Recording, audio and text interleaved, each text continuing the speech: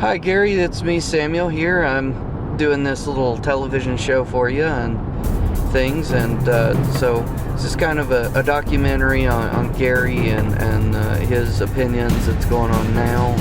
What do you feel about the music industry right now, and how do you feel that it's going? Well, the music industry for the last 30 years has gone into the good old boy connection, and what they do is they keep it all in-house. These big producers at each one of these, like Sony Records and these different record companies, they get these guys that have had big hits and they have them doing remakes of songs that sound similar to what they had a hit with, and they push it out on the radio and people listen to it. They think, oh yeah, that's good, that's pretty good music. But all it is a remake of a song that was like done years ago, you know. And it's, to me, being a musician and a singer-songwriter, it's not what music is about. See, the reason they do that, these people come in with real good songs, and they'll listen to it and probably record it while they're listening. They'll have it set up so they can secretly record it, and they give it to these other people that take that recording of this beautiful song that somebody's written, and they just dissect it, and they use parts of it, and not enough to be plagiarism, but enough to get the effect of that song, and they put them out. And so by keeping everything in-house, all that money that's made on the it's the owning the rights to that song. Well, they just start owning all the rights to all the songs after a while, because they're writers, and these guys are doing this for them and helping them, and they get a pretty good salary, but they're making billions of dollars nowadays doing that, and it's a sad state of affairs when they have some little girl that doesn't know how to sing, but boy, she looks really slick. She's really beautiful, and she's got a little bit of a voice, but not a pro voice. And then they take her in the studio and make her sound like she was somebody like Mariah Carey, one of the real great vocalists. And it's not. They put them on these machines that put their pitch right on pitch, so they don't get all pitchy when they're singing. It's like that guy, what was his name? The country artist. He won about 8 Artist of the Year. Kenny Chesney. Oh man, I heard that guy sing with 2 other artists and tried to just sing a part with them, and it was a joke. He was singing flat. He was singing like out of key. It was horrible. And this is a guy that won 8 Grammys, you know what I mean? And 8 Best Artist and Entertainer of the Year, about 8 times. All these real high accolades for this guy, and he couldn't carry a tune in a bucket, And I've sang my whole life since I was about 14 years old. I had a huge career out in Los Angeles. Tony Marr that had, who did he have first? Johnny Rivers was his first. Well, he had the Chiffons, he had a #1 hit, and then George Harrison turned it into My Sweet Lord, and he got all the rights off of that. So he made a lot of money off George Harrison stealing his song. But anyway, he had Johnny Rivers, the Chiffons, Johnny Rivers, and a little-known guitar player, black guy called Jimi Hendrix at that time. And his next artist was going to be me. And so I was on that level, all my peers were saying, oh, I call myself Jason Carter for some stupid reason. I thought it sounded good, And so anyway, they would come up to me, people I looked up to. Wow, Jason, you're going to be a superstar. You're going to be a superstar. Well, then I found out when I made it to Warner Brothers, it's all about selling out. And they own you. And I walked out of there so disappointed And some of the other record labels, they wanted to give me concerts right away. That reminds me of some of these talent agencies are like that. Yeah. Like as if they own you or something. You know, it's crazy. It's just like what, you know. I had one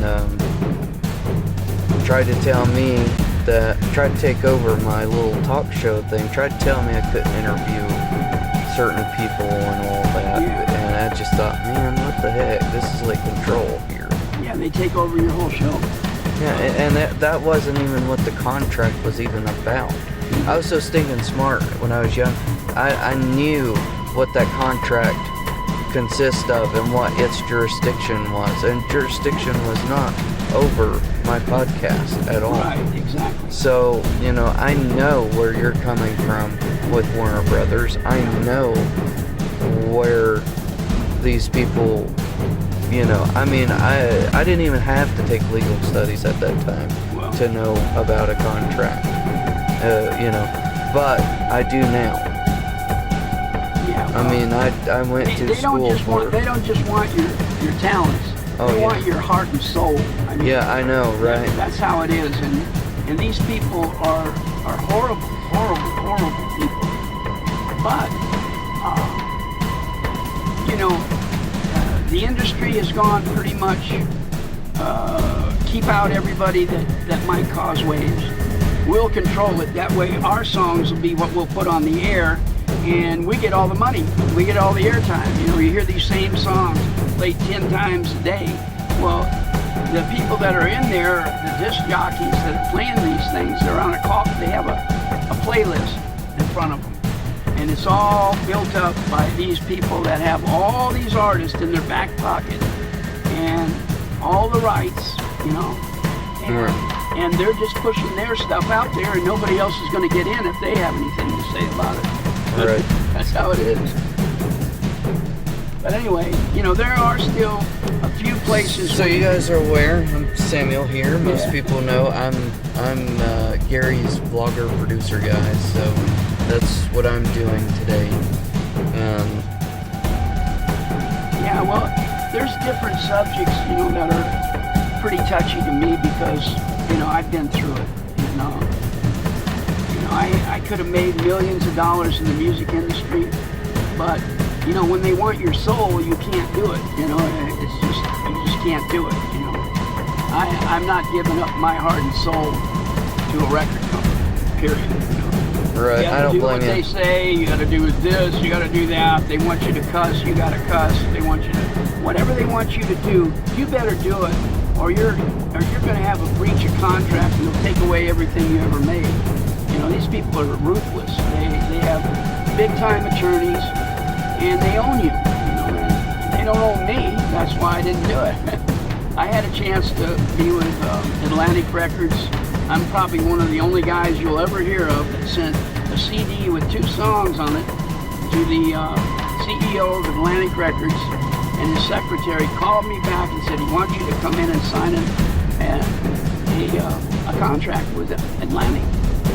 And at the time, my wife was sick, and I couldn't leave her at home while I went out and did 200 shows a year. I wasn't going to do that.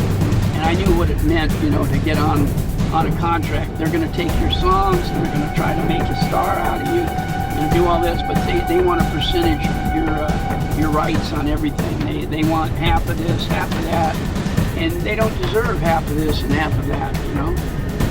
So I'm pretty much trying to get one album mastered.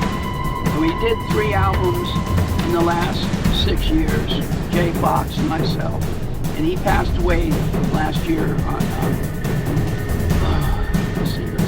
4th of July. And we have those 3 albums that are finished in the box, and we used to sell them at places, you know, people wanted our albums and we'd sell them there.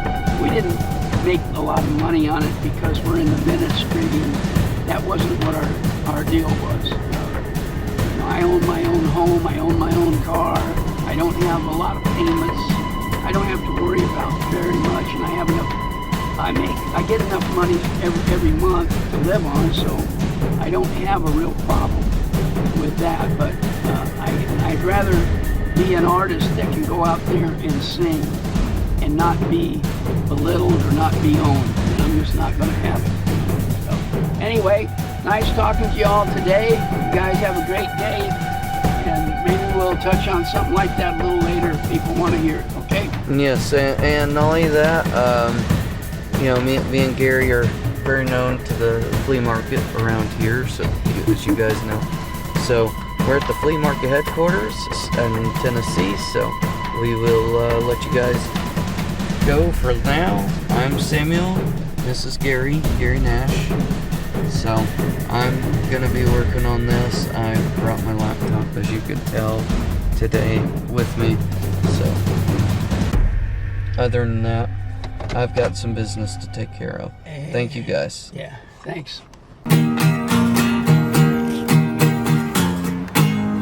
I hope I can help you find the time for you, so you can make it through.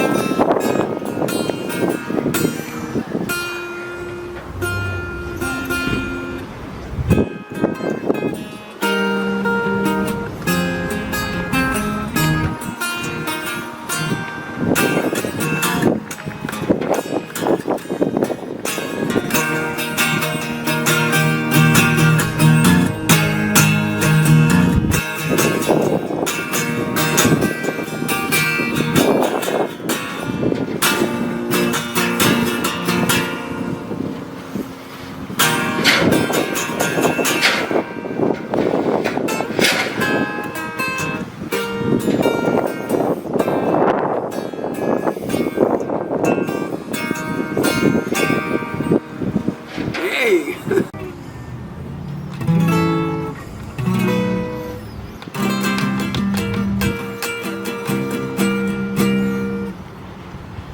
That's a good job, Gary. I like it. Yeah, good. You got another one for us? See it goes.